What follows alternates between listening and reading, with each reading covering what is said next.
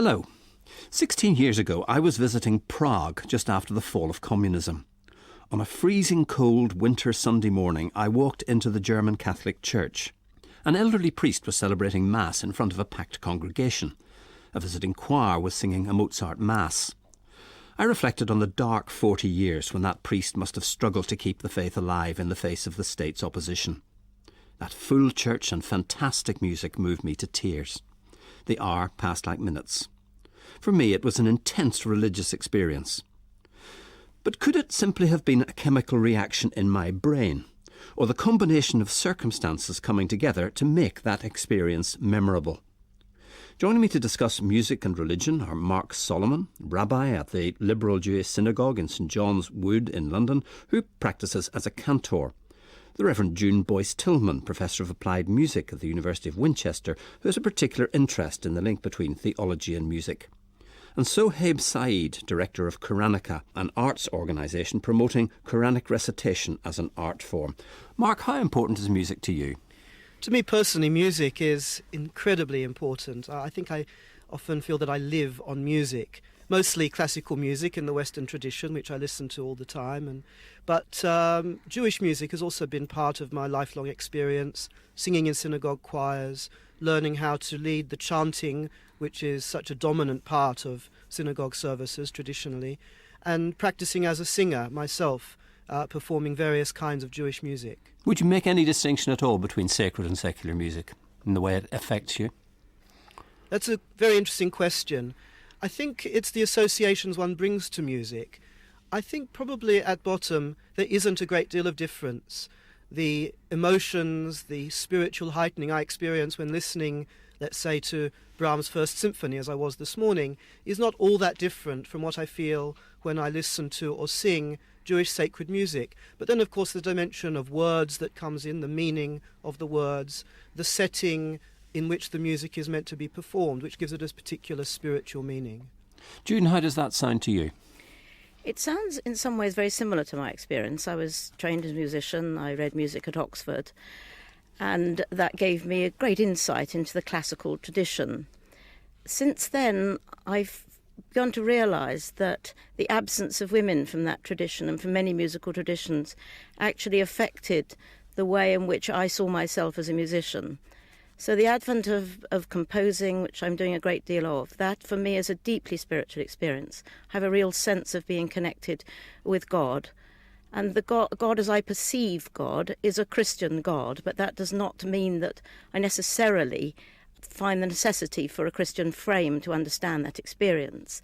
And also singing for me, singing the hymns in church on Sunday, is always a sense of deep connection, not only with God, but also with other members of my community, and that's very important in the spiritual experience for me. So in all those three areas, I find a deeply spiritual dimension for myself. Can you think of any religious traditions, major religious traditions, that don't make use of music?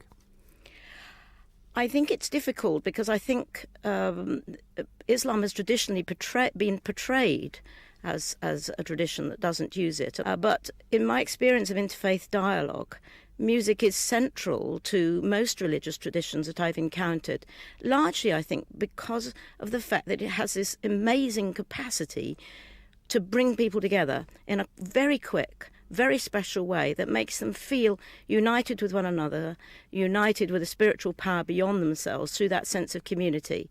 So, Sohaib, as a Muslim, we better come to you. How important is music to you? Well, music is something that's all around, and even if somebody wanted to shut themselves off from music, that means shutting yourself off from sound, from nature, from the birds and the brooks bubbling, etc. So it's important in that conceptual sense. In terms of what I listen to, etc., music has no bearing really in my worship, in that sense of life. I think music is something that has a role in recreation, in enjoyment, in art and creativity. And then it can be negative, it can be positive. I myself do sometimes listen to music, sometimes not intending to. When you watch television, you cannot avoid it. When you go into a department store, you can't. And that's not something that I find problematic if it's something that you encounter. Well, just say very briefly whether you think Islam allows people to enjoy music. On this, there is a spectrum of opinions, and this is one of the issues that has been debated hotly over the centuries, there are those scholars who are staunchly against any musical expression, singing, the use of instruments in particular. And there are, on the other side, scholars who allow any type of singing and musical instruments, but with specific conditions. And those are the things that everyone can agree on. The things that are definitely prohibited are those types of music, or especially words and lyrics, that would encourage people towards sinful action, inciting the passions, and so on. Those things are unanimously prohibited. But where it is something that is either neutral or indeed something positive and good, which reminds people about God, about our role as believers, then many scholars would say the song or the music should be judged on its effect. Can I also come in on the notion of the sacred and the secular? Because within Christianity there has also been a streak or a stream. I note that Sohaib says there are many traditions in Islam, and within Christianity the Puritan tradition was very suspicious of instrumental music. It preferred vocal music and was also quite condemnatory of dancing and secular music for similar reasons that Sohaib has outlined in Islam. So within our tradition, there is a strand that hasn't valued the sort of tradition that you described at the beginning, the Roman Catholic chanting, all of those traditions. So we have many strands of music within, or views of music within Christianity. Well, you see, I would say that all of our traditions have got their Puritan strand, and I would suspect that it's also based on a sort of dualism that holds that there is something wrong with the body, there's something wrong with pleasure. I would agree with that. I mean, I think that's very powerful. And certainly when women get involved, they find the notion of music, which we've developed in the West as separate from the body, a very difficult one. And in women's groups, you'll find a lot of dancing to music going on, the circle dance, in an effort to restore the dualism that, in a sense, Christianity took largely from the Greco-Roman notions. As it separated itself from Judaism, it picked up notions of that separation, and women have tried to put that back together. Sohaib? I think certainly Islam does not have a negativity towards pleasure, but puts emphasis on its right amount and not going to excesses.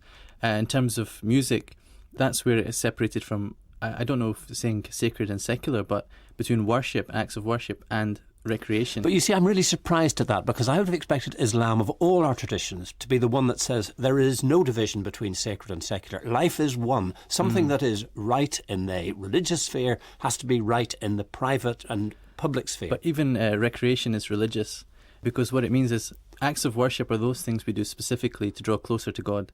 In that, we follow the legislation we take from the Qur'an and from the traditions of the Prophet, peace be upon him, not upon what we think or feel would be the best way.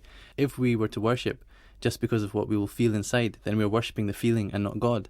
Now, in terms of where music comes in, we might use the word music to talk about Qur'anic recitation, in which case you can say so because the Qur'anic recitation is something which is prescribed by the religion as a form of worship. But many of the other things are not prescribed, but they are ways that people have devised for themselves to draw closer to God. We need to make it absolutely clear, when you talk about Qur'anic recitation, it is literally reciting from the Qur'an. Yes, exactly. Mark? In Judaism, the discussion about the proper use of music took a slightly different trajectory. I don't think that there's so much of the Puritan aspect of disapproval of music per se, but when we know that in the temple in Jerusalem in ancient times there was a great deal of music, both instrumental and vocal, and when the temple was destroyed, the rabbis of that time decreed that as a sign of mourning for the lost glories of the temple, music should be suppressed, shouldn't be used so much. And it's interesting what happened as a result. The ban on instrumental music in the synagogue remained in traditional Judaism, and until this day in Orthodox synagogues, instrumental music isn't used during Sabbath and festival worship. In liberal synagogues, that's different, and we do use organ music and other instruments. But the attempt to suppress the use of vocal music, of song in worship, completely failed. I mean, in a very short time, the power of singing had reasserted itself, and they developed a very rich tradition of singing and chanting in the synagogue, both chanting the scriptures and also chanting the service, basically all the way through. It's writ large in the Hebrew Scriptures, it's writ large in the New Testament. The Psalms, after all, are a central part of the Hebrew Scriptures. June, do we find something similar in the Christian tradition? There is a chanting tradition within Christianity coming from the Jewish tradition, and it was oral, carried on by people teaching and so on and so forth. It probably originally included women, but eventually it became a very male tradition. It was written down by Pope Gregory, and some people say that he wrote it down in order to protect it from being influenced by dangerous secular sources which were creeping into religious traditions. So once you had it written down, you had it codified in some way, and those couldn't creep in.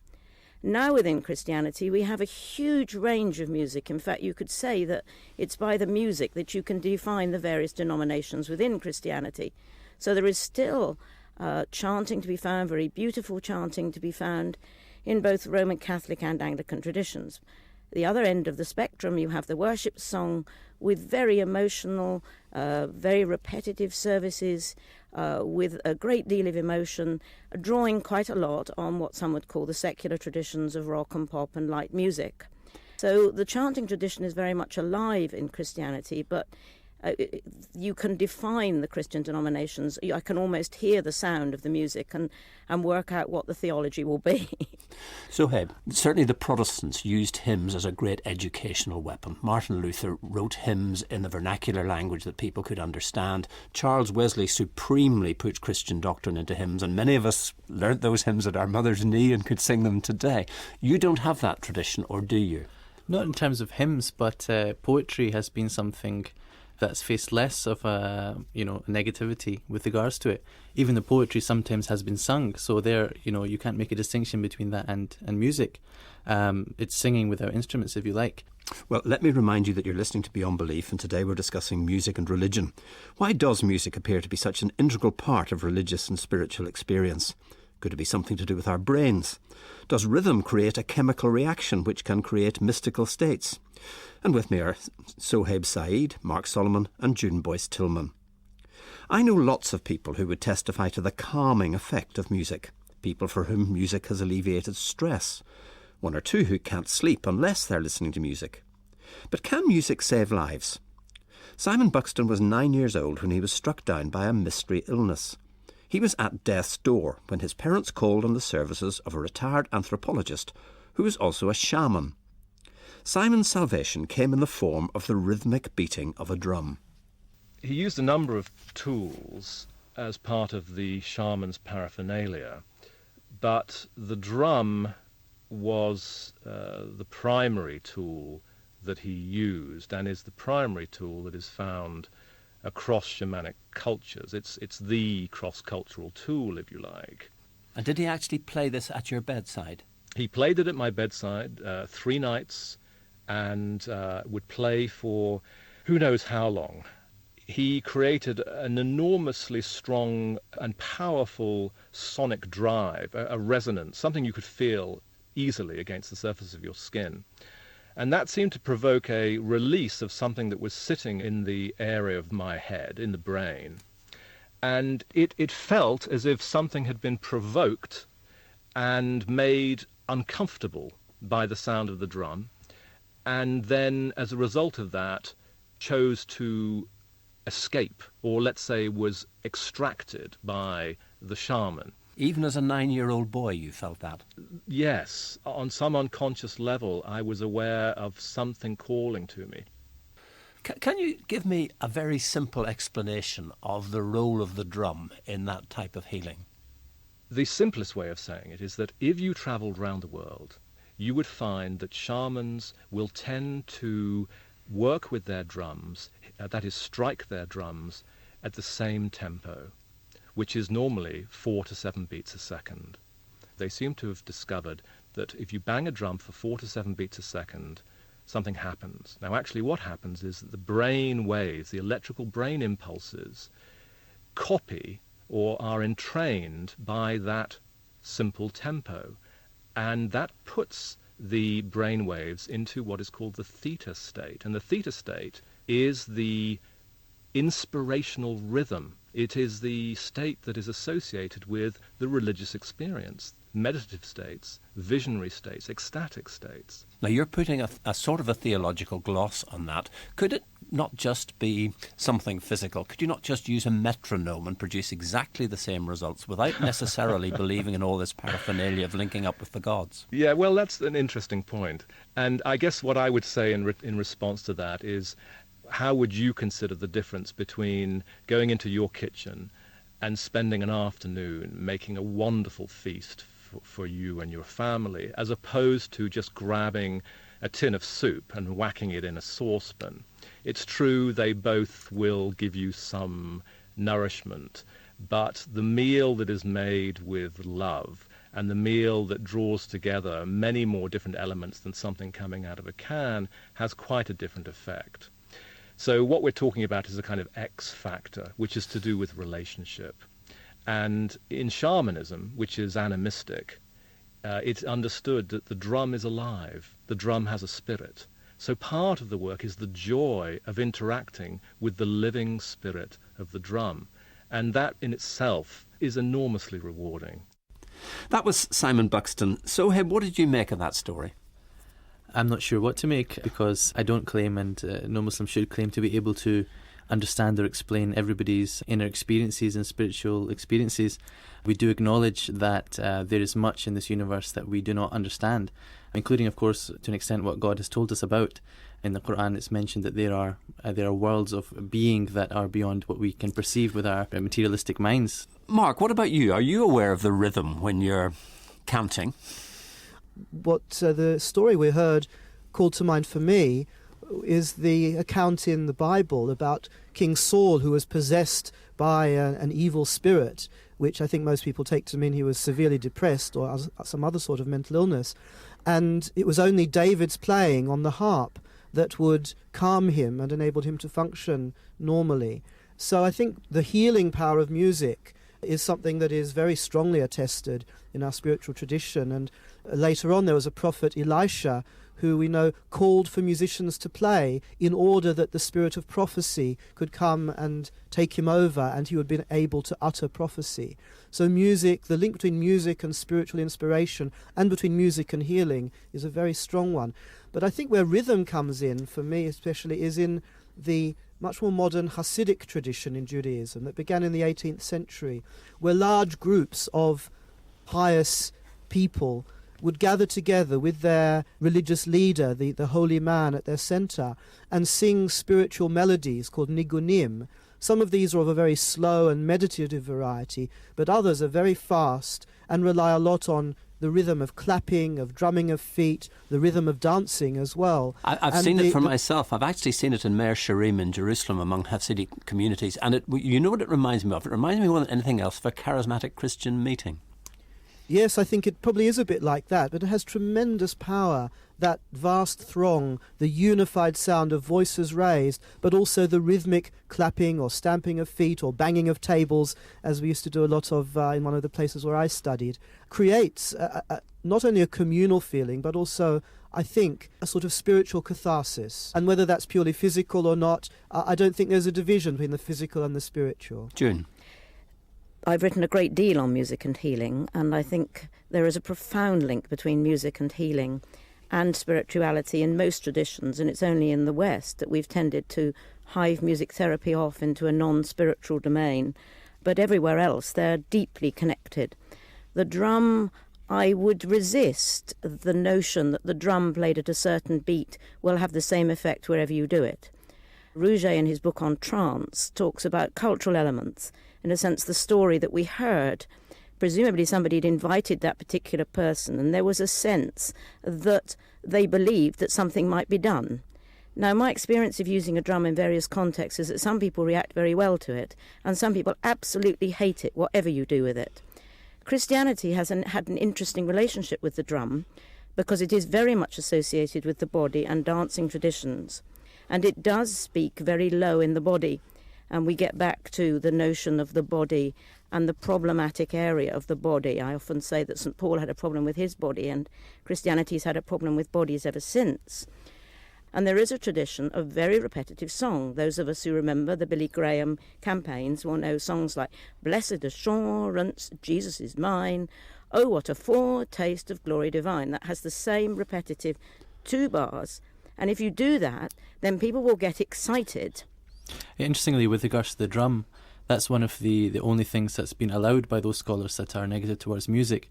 But I think that the reason for that is more that the drum stands for simplicity, as opposed to the complicated things that can be done with other instruments. What about Simon's implied point about this theta state that you get into that is created by the rhythm of a drum? And it seemed to me to have parallels with a scientific explanation that sort of rhythm can create a chemical reaction in the brain that leads to spiritual experience. I think that a lot of music can do that. I mean, Mark at the very beginning talked about his listening with Brahms.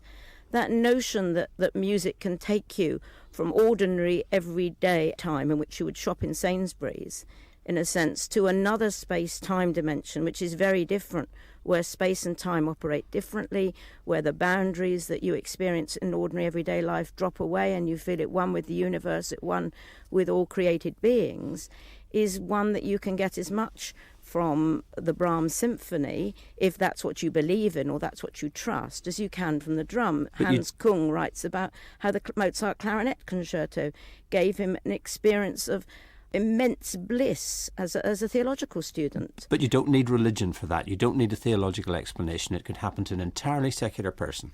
Well, I think that the notion of the aesthetic, which was in a sense an Enlightenment invention, contains a lot of the elements that in the Middle Ages would have been associated with a religious experience. And I think that the experience of that different time-space dimension, the liminal experience, is one that people have always asked of religion, and sometimes religion hasn't given it to them, and they have found it more in music.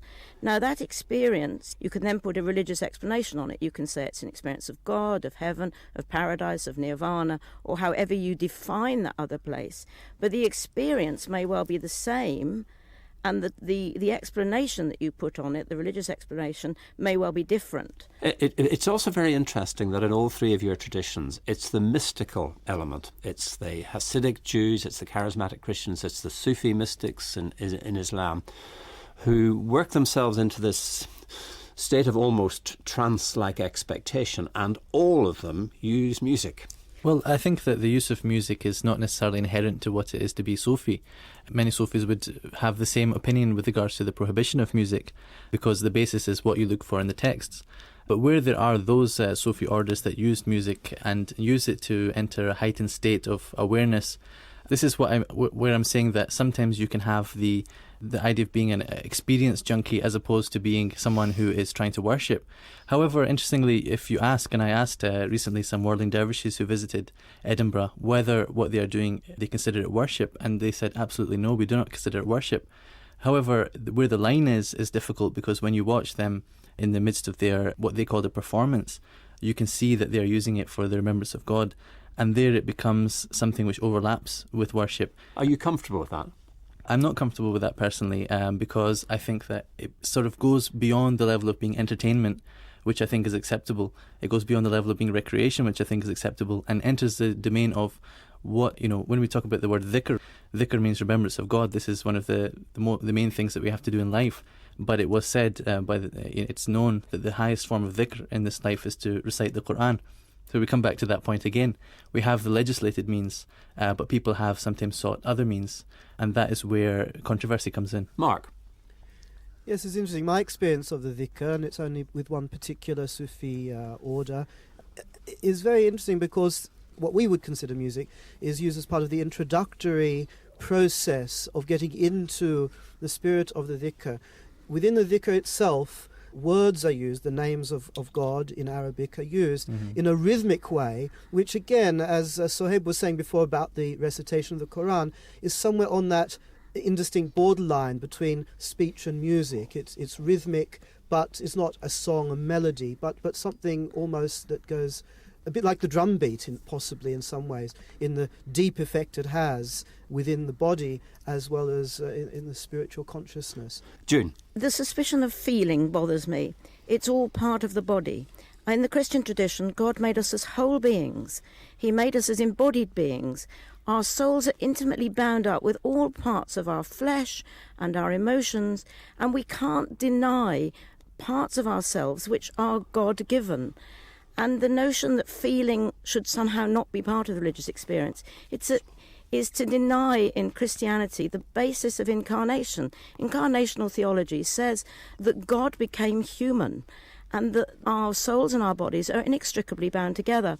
And one of the richnesses of the musical experience is that it brings us into touch with both feelings and ideas and with the natural world in the shape of the body and the material world and the shape of value systems that people have had.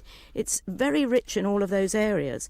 And within Christianity, I find it difficult to separate and say that feelings have no part in that experience. Sohaib. Well, to clarify my point, feelings are definitely part of the experience, but they are not the goal. So the sweetness and the excitement and the fervour that people may feel as a byproduct of their worship is not something at all dispraised, but what is dispraised is to seek that at the exclusion of seeking the right means to do it. We must draw this programme to an end. I want to ask each of you one final question. Can you imagine, June, a world without music? I can't imagine a world without music, because music is intimately bound up with human beings and also, of course, with some animal traditions as well. And so insofar as it seems to be an essential part of human beings' life, that we would deny something which is central to the religious experience, which is the ability to transcend and feel a sense, that great connectedness that we really have, that Western culture has cut us off from, the notion that we are interconnected with all of the universe. Music's a very powerful way of doing that, and we would miss a huge tool for that sense of interrelatedness, the interrelationship of the world as God first made it. Mark. One of the great Hasidic mystics, speaking about music, said, while words are the pen of the heart, music is the pen of the soul. And I think music does lift us to a higher plane of our human existence, that existence which is both physical and spiritual, as June said. I can't imagine a world without music. No, I think it would be an impossible life as a human being without music. Sohaib. Music might stop existing when every heart stops beating, and that means the end of the world. But interestingly, Islam teaches that the world will be ended by the appointed angel blowing in a trumpet, and that will cause the heavens and the earth to collapse. Well, I tell you definitively, all three, that we'll be hearing Mozart in heaven. There we must leave it. My thanks to June Boyce-Tillman, Mark Solomon and Sohaib Saeed. I'll be back at the same time next week, and I hope you'll join me then.